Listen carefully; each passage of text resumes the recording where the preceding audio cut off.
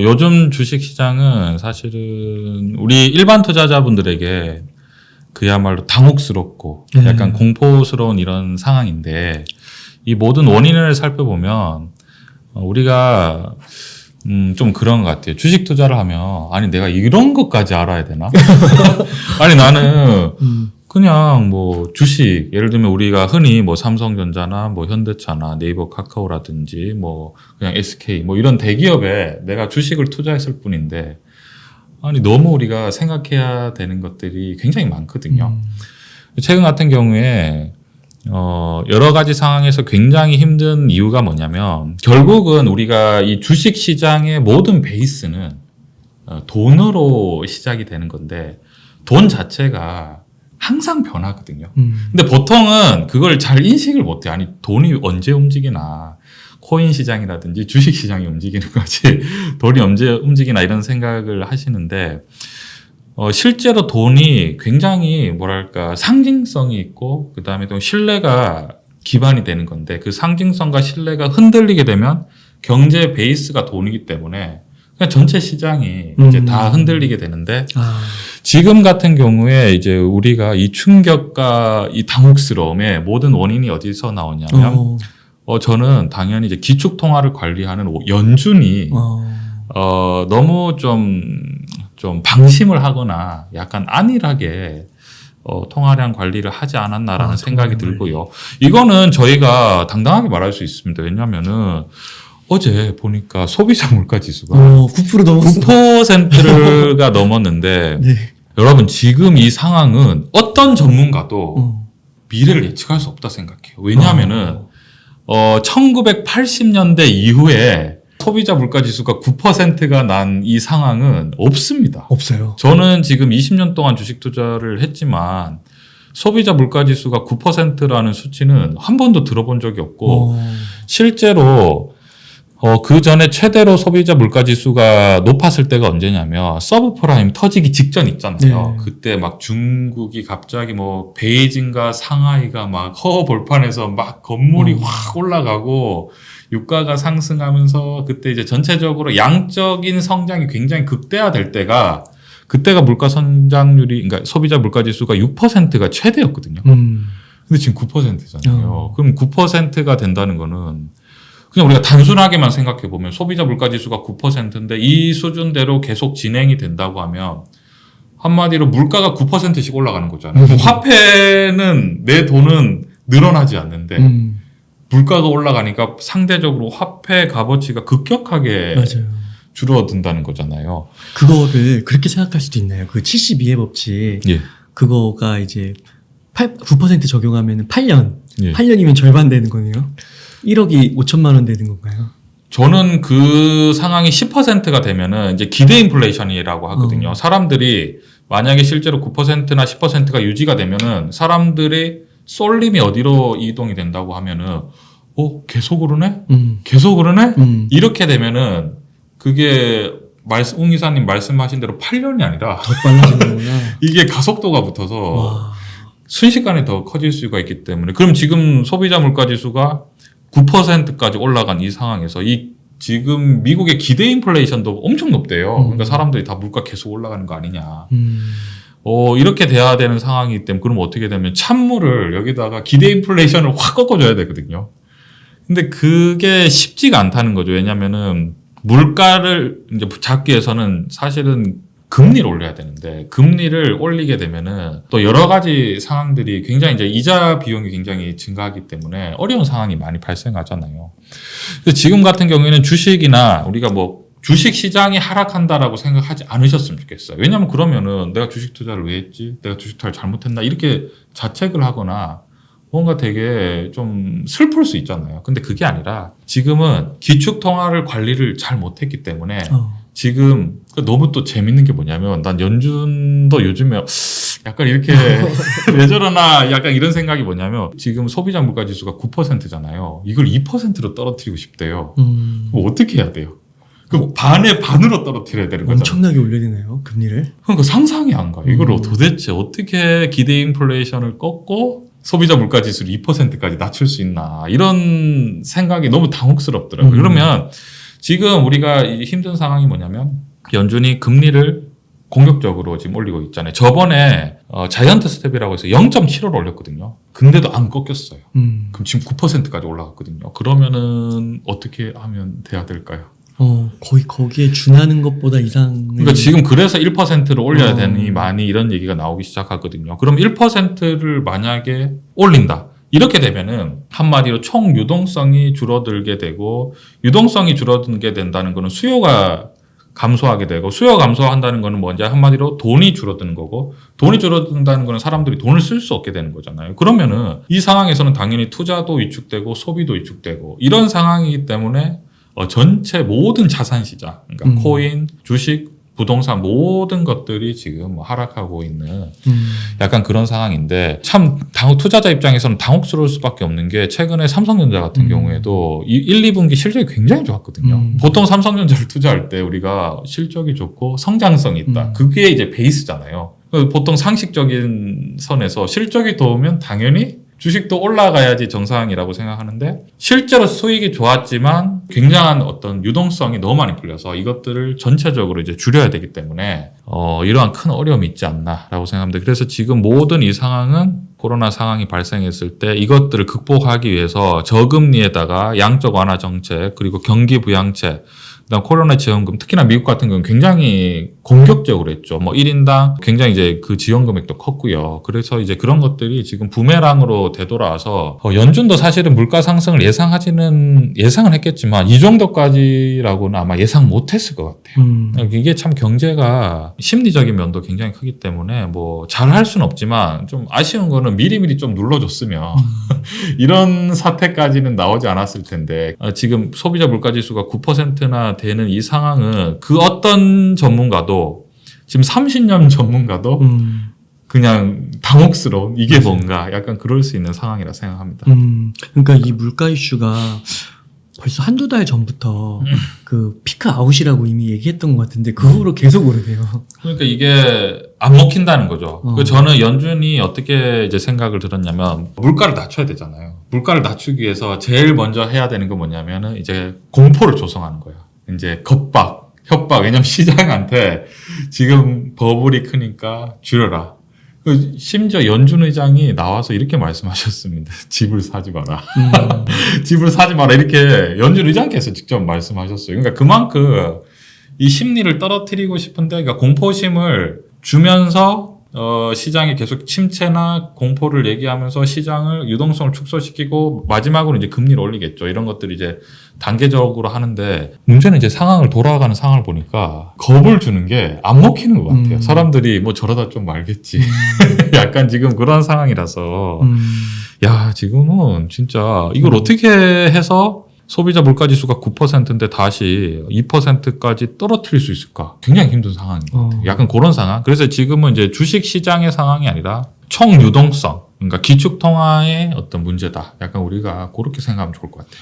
그러면은 이게 조금 앞으로 좀 불확실하고 시간은 좀 걸리긴 하겠지만 그래도 결국에는 잡히지 않을까요? 잡히긴 하겠지만 굉장히 이제 고통과 인내가 필요할 것 같아요.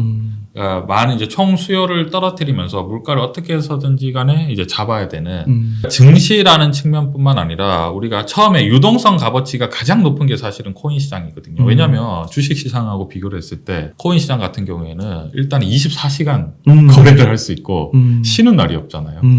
그러니까 주식에 비해서 유동성 가치가 엄청 높은 거예요. 그러니까 유동성 가치가 축소되니까 당연히 코인 시장이 가장 먼저 하락하고, 그 다음에 두 번째로 이제 주식 시장이 하락을 하고, 당연히 이제 이 상황에서 금리가 올라가면은 부동산 시장도 축소될 수밖에 없는 그런 상황이기 때문에, 우리가 주식이 하락한다 이렇게 생각하기보다는 총 유동성을 줄여야지만이 지금 물가를 잡을 수 있는 그런 상황인데, 우리가 믿고 있었던 연준이 그 역할을 생각보다는 좀 믿지 못할 수준이다. 그러니까 우리가 연준을 의지해도 되나, 약간 그런 상황이 좀 펼쳐지지 않나라고 생각합니다. 아마 엄청 구박 지금 듣고 있을 거예요.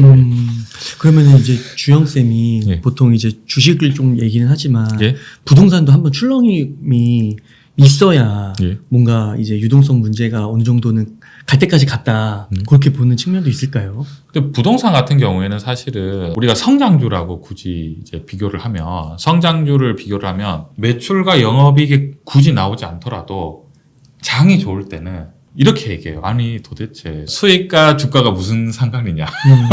수익이 좋은 게 문제가 아니라 주가가 올라가는 게 더 중요한 거잖아요. 그때 이제 성장을 할 때는 상승장일 때는 그게 이렇게 어떤 값어치가 그렇게 중요하지 않은데 이제 성장이 어느 정도 완화가 되고 이제 금리가 올라갈 이런 상황이 될 때는 이제 약간 진짜와 가짜가 확실히 좀 구별이 되죠. 이제 기대심으로 높았던 것들이 굉장히 힘들 수 있지 않을까라고 생각을 합니다. 그래서 주택시장 같은 경우에는 사실은 제가 성장주랑 약간 비교를 하면 어떤 거냐면 매출이나 영업이익을 발생하지는 않잖아요. 그렇기 때문에 이제 고금리 상황이 되면은 우리가 주택 가격이 상승을 할 때는 뭐 저금리 때는 우리가 어느 정도 내가 뭐 이 빚을 어느 정도 감당할 수 있다 이런 관점이 되는데 금리가 올라가기 시작하면은 당연히 어떻게 되냐면 이자 비용이 증가하고 이자 비용이 증가하면서 코인과 유동성 자산이 하락하게 되면 당연히 부동산도 엄청나게 위축되거든요. 그러면은 이게 더 올라갈 가능성이 있다라고 생각하기는 어렵고 이게 유지를 한다라고 하면은 금리만 올라가도 너무 힘들잖아요. 그러니까 이제 사람들이 버티는 게 굉장히 힘들 수 있는 그런 상황인 거죠. 그러면은 주영쌤 지금 어떻게 이걸 좀 더 관망을 해야 되는 건가요? 아니면은 사태가 어떻게 돌아가고 좀 이렇게 약간 명확해질 때까지 예. 아니면은 지금이라도 조금씩 뭐 현금이 좀 있으신 분들이라면은 좋은 주식을 샀고 이러면 좀 물을 타야 되는 거냐 예. 그런 고민이 될 것 같아요. 근데 저는 이게 우리가 주식 투자가 두려운 이유는 이런 우리가 예상할 수 없는 상황이 굉장히 많이 발생하거든요. 근데 저는 오히려 이런 상황이 기회가 될 수는 있다라고 생각하는 게 왜냐하면 아까 전에도 말씀드렸지만 뭐 우리나라의 어떤 뭐 삼성전자나 현대차나 그 다음에 뭐 성장성이 충분히 있고 수익이 나는 기업 같은 경우에 개별 주식의 어떤 하락의 문제가 아니라 지금 전체 거시경제의 영향을 굉장히 크게 받기 때문에 그게 거시경제라는 게 결국 간단하게 더 표현하면 금리가 올라간다는 거죠. 금리가 올라가면 이자 비용이 증가하고 투자하는 사람 입장에서도 금리가 올라가면 어떻게 하냐면 3년 뒤는 얘기하지 마라. 당장 1년도 버틸지 안 버틸지 모르겠는데 지금 영업이익과 매출에 대해서 얘기해라. 그리고 배당에 대해서도 얘기하겠죠. 왜냐하면 내가 지금 감당해야 되는 이자가 너무 크기 때문에 투자자들도 뭔가 여유가 없어지잖아요. 그럼 이제 어떤 포지션이냐면 결국은 이렇게 어려울 때 오히려 고금리 상황에서 버틸 수 있는 기업이 뭐냐면 매출과 영업이익이 적절하게 나오고 그다음에 부채 비율이 적은 회사는 버틸 수 있거든요. 근데 이 상황을 버티지 못하는 회사는 하나둘씩 어떻게 되냐면 시장에 퇴출되고 나중에는 그 남은 기업들이 결국은 독점을 해서 더 크게 올라가는 이게 항상 자본주의가 버블이 꼈다가 줄었다가 이런 과정이 있는데 오히려 지금 같은 경우에는 어떤 기업이 참 이 회사는 실적도 좋고 뭐 돈도 잘 벌고 성장성도 있는데 왜 이렇게 떨어지지라고 하면서 지켜보는 게 나쁘지가 않죠. 그래서 이제 우리가 단순히 주식만 딱 봤을 때는 오르느냐 떨어지느냐 이렇게 하면은 우리가 간단한 것 같긴 한데 왜 그러냐면 실제로 투자를 하면 이게 너무 재밌는 게 뭐냐면 주식은 어떻게 해야 수익이 나냐면 싸게 사서 비싸게 팔아야 되잖아요. 근데 자 앞으로 주식이 떨어질 것 같습니다. 이렇게 말하면 사람들이 너무 무서워하죠. 그 다음에 뭐냐면 떨어진다고? 내 주식을 팔아야 되나? 이렇게 생각하잖아요. 그러니까 그게 아니라 이런 전체적인 어떤 틀을 생각하면서 이게 빠지는 이유가 뭔가 그리고 이것들이 극복이 됐을 때 나중에 어떻게 될까 그런 좀 롱 포지션으로 생각을 하면 오히려 지금이 어떤 투자의 어떤 바닥까지는 아니지만 무릎을 댈 수 있다 약간 그렇게 생각하고 있습니다. 무릎이죠 충분히. 왜냐하면 지금 나스닥이나 미국 같은 경우에도 큰 폭으로 하락을 했잖아요. 큰 폭으로 하락했는데 아마 내부에서는 이미 9%가 넘어갈 거를 예상을 하고 금리가 올라갈 거를 이미 다 예상을 했을 것 같아요. 근데 그렇기 때문에 오히려 코스피에서 돈이 많이 빠져 지금 외국인들이 주식을 엄청 많이 팔잖아요. 그 이유가 제가 봤을 때는 만약에 외국인 투자자들이 우리나라에 거주를 하면서 만약에 투자를 한다든지 아니면은 우리나라에 이제 방문을 했을 때 저는 어떻게 생각하냐면 돈이라는 게 숫자잖아요. 그러니까 시중의 통화량이라든지 이런 것들은 아주 단순하게 다 우리가 정리할 수 있거든요. 그러니까 뭐 세계 국제은행이라든지 세계 은행이나 IMF 같은 경우에는 뭐 GDP 대비 성장성이라든지 아니면은 뭐 생산성 대비 부채 비율 이런 거 다 볼 거잖아요. 근데 저는 어떻게 생각하냐면 우리나라가 지금 이 고금리 상황이 너무 힘든 게 뭐냐면 우리나라가 주택 가격이 너무 상승한 거예요. 주택 가격이 너무 상승했기 때문에 지금 환율이 올라가고 있잖아요. 1,300원까지 올라가는데 왜냐면 지금 우리나라가 이번에 빅스텝을 했지만 빅스텝을 해서 2.25잖아요.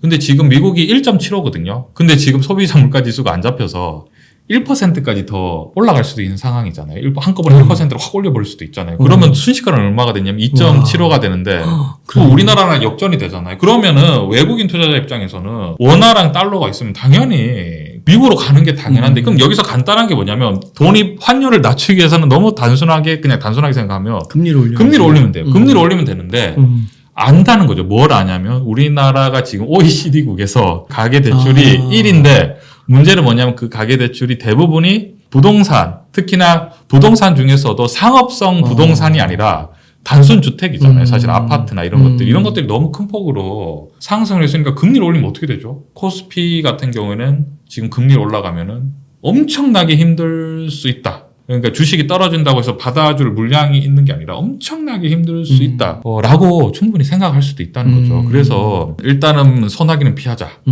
라고 생각할 수도 어차피 금리도 여기가 더 높을 수도 있으니까 돈이 빠져나가고 약간 그러니까 결국은 제가 말씀드리고 싶은 아까 성장주랑 말씀드렸었는데 생산성이 없는 이러한 성장 같은 경우에는 생산성이 없는 게 오히려 더 빨리 올라가요. 왜냐하면 버블이 투기 세력이 붙을 수 있거든요. 왜냐하면 가파르게 올라갈수록 손해보는 사람이 없기 때문에 더 급격하게 올라가는데 반대로 떨어지는 것도 어려운 상황이 되면 이제 진짜와 가짜가 구별되고 어려운 상황에서 이러한 상황이 되는 거죠. 그래서 우리나라가 지금 다른 게 아니라 금리를 올려야 되는데 왜냐면 금리를 올려야지만이 우리나라도 물가가 사실 비싸잖아요. 지금 우리가 6%라고 넘어라고 했지만 실질적으로 우리가 느끼는 생활 자체가 요즘 뭐가 이렇게 다 비싸지? 약간 이미 그렇게 느끼고 있는데 결국 이 물가를 잡기 위해서는 금리를 올려야 되는데 이 금리를 올리면은 우리나라의 어떤 그 가계 부채라든지 이런 것들이 굉장히 심각해지기 때문에 그래서 아까 한국은행도 계속 이렇게 얘기하는 거죠. 0.25씩 올려줄게요. 이번에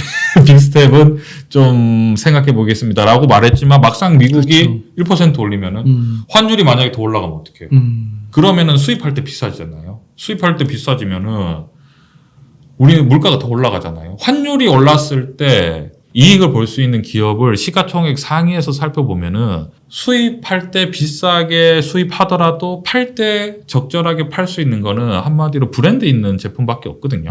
소재는 무조건 불리하잖아요. 수입할 때 비싸게 사면 원가가 올라가니까. 그럼 그런 식으로 따졌을 때 환율이 올라가도 버틸 수 있는 기업은 삼성전자나 뭐 현대차, 대형 수출주 말고는 버틸 재간이 없거든요. 이제 굉장히 심각해지는 뭐 그러한 지금 상황입니다. 그래서 제가 말씀드리고 싶은 거는 이제 이러한 것들이 주식시장의 침체 이런 게 아니라 주식시장이 떨어진다 이런 게 아니라 우리가 이 상황에 대해서 이해는 하고 있어요. 왜 지금 이런 상황이 됐고 그런 게 중요한 거죠. 그러면은 삼성전자, 현대차 이런 대형 수출주들은요. 예?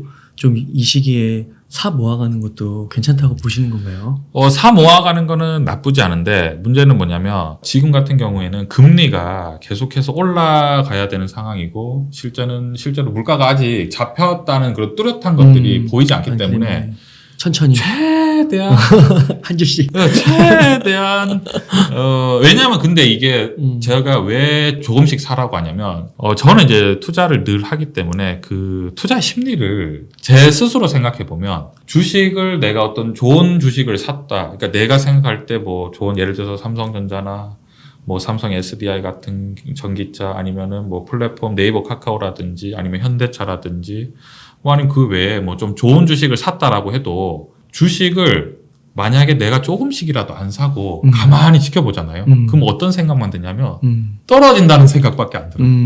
그럼 사람 심리가 어떻게 하냐고 싶냐면 팔고 싶어. 더 떨어지기 전에 그거를 내가 조금이라도 사야지. 사면은 뭔가 저항하는 거구나.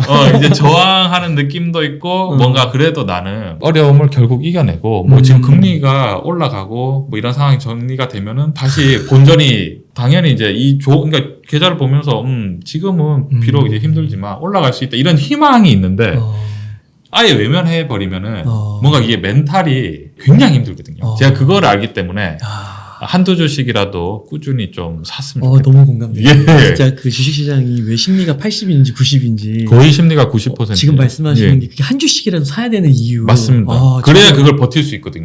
그러니까 한 주라도 안 팔면 자꾸 떨어지는 것 같이 느껴지니까 그냥 다 팔고 싶거든요. 근데 그게 우리가 돌이켜보면은 아니 어떤 기업의 문제가 아니라 지금 모든 유동자산이 하락을 하고 있는데 그러니까 주식이 또 그렇지만 아까 코인도 말씀드렸는데 코인이 더 위험한 게 뭐가 위험하냐면 24시간 팔 수 있다.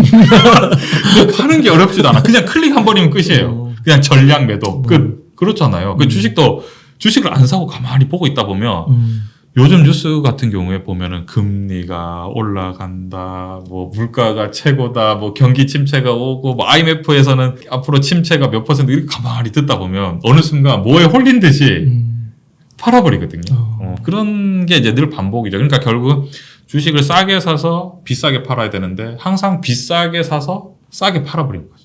그게 이제 그런 어떤 심리적인 패턴인 것 같아요. 그러니까 이게 또 되게 그 투자의 심리가 묘하다고 생각하는 게 이렇게 1월, 6월 이렇게 큰 하락장 반년에 걸쳐서 이거 전에는요 주식을 살 때 이것도 사고 싶고 저것도 사고 싶고 막 그랬거든요. 그래서 저거 사면 진짜 오르는 것 같고 탄력도 있는 것 같고 막 이랬는데 하락을 이렇게 6개월 이상 이렇게 지속되다 보니까 마이너스가 나잖아요. 예. 계좌에. 근데 한 주라도 사야 될 것 같긴 한데 예. 살 수 있는 게 정해져 있더라고요.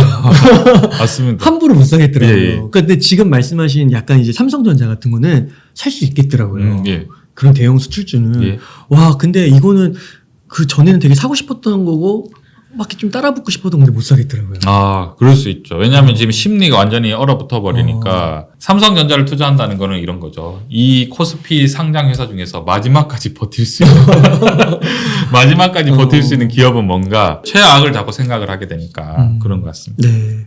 그 대형 수출주를 좀 언급해 주셨는데 네이버 카카오는 대형 수출주라고 할 수는 없지 않나요? 그럼요. 플랫폼이죠. 네이버 카카오도 근데 괜찮다고 보세요?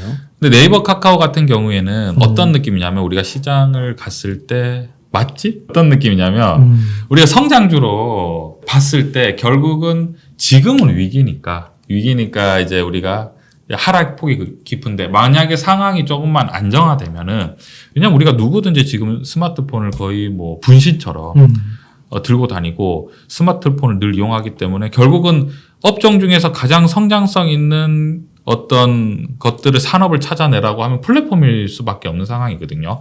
그래서 그렇기 때문에 실제로 굉장히 주식이 많이 상승했고 이제 우리가 좀 이성적으로 접근했을 때 표현하면 네이버가 작년에도 아마 영업이익이 1조 한 4천억, 그 전에는 1조 2천억, 그 전에는 1조 1천억. 그러니까 1년에 거의 영업이익이 한 1조 정도가 조금 넘게 나는 기업이었어요. 근데 네이버가 최고점일 때 시가총액이 얼마냐면 80조.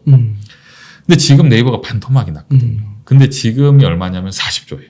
그럼 40조에 올해도 영업이익이 한 1조 뭐 3천억에서 5천억 정도 예상되거든요. 그럼 퍼로 쳤을 때는 한 30이 조금 넘어가는 그런 상황이잖아요. 그러면 그리고 또 이제 네이버 카카오 같은 경우에는 배당이었고 이런 게 중요한 거죠. 지금 시가총액 80일 때는 퍼가 거의 7, 80까지 올라갔다가 지금 반토막이 났지만 그래도 한 3, 40. 우리가 시장이라고 하잖아요. 그러니까 이게 어떤 말씀 드리고 싶냐면 삼성전자 같은 경우에 지금 1분기, 2분기 영업이익이 14조씩 났거든요. 그럼 거의 30조가 좀 안 되게 나오잖아요.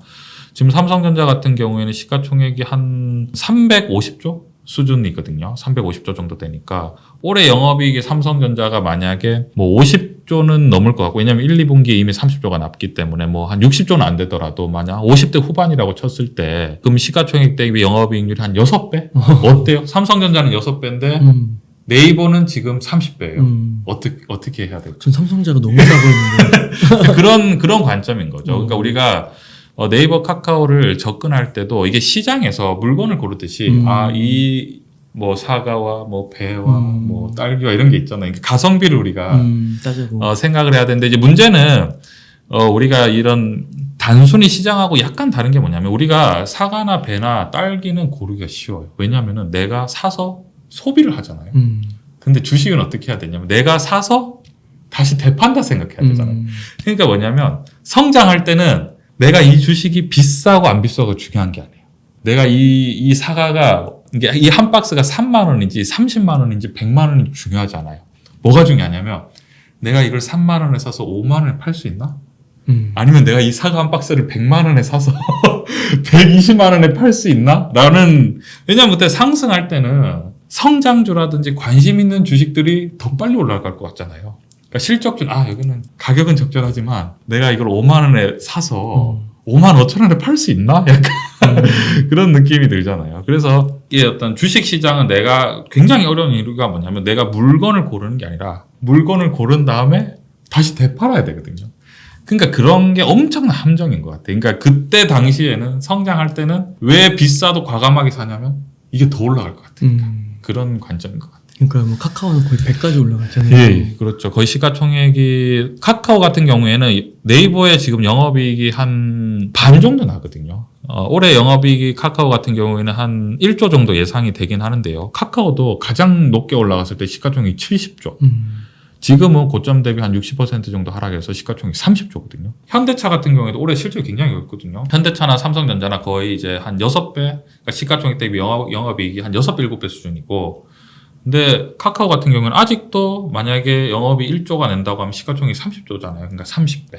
그러니까 이런 관점. 근데 이런 관점이지만 결국은 시장이 안정화가 되면은 플랫폼은 뭔가 좀 화려하잖아. 뭔가 왜냐면은 주목받는. 뭔가 새로운 게 딱 나오면 사람들이 휴대폰으로 바로 볼 수 있거든요. 이런 기능이 추가돼. 야, 이거 돈이 많이 벌 수 있겠네. 그러니까 사람들이 관심 집중되니까 그만큼 약간의 어떤 웃돈 프리미엄을 받는 게 아닐까라고 생각합니다. 그렇군요. 그런 거를 진짜 한번 따져보는 예. 시간인 것 같네요. 그러니까 이게 지금 하락장이니까 예. 아까 말씀하신 것처럼 당장의 뭐 배당이나 지금의 이익 수준 3년치 못 본다, 1년치 보는 거고 성장주 때 우리 코로나 이후 때 보면은 막 성장주에서 막 5년, 10년을 막 내다보고 곧 우주 여행 할 것 같고 예. 막 이런 거 막 샀잖아요. 예, 몇 맞습니다. 배 되고 예. 그런 느낌. 그렇죠. 그래서 또 그 시대가 상황이 좀 바뀌고 이런 하락장의 분위기가 좀 변화된다면 또 네이버 카카오가 갑자기 주목을 받고 또 예. 올라갈 수도 있는 거고 예. 그런 차원에서 예. 네.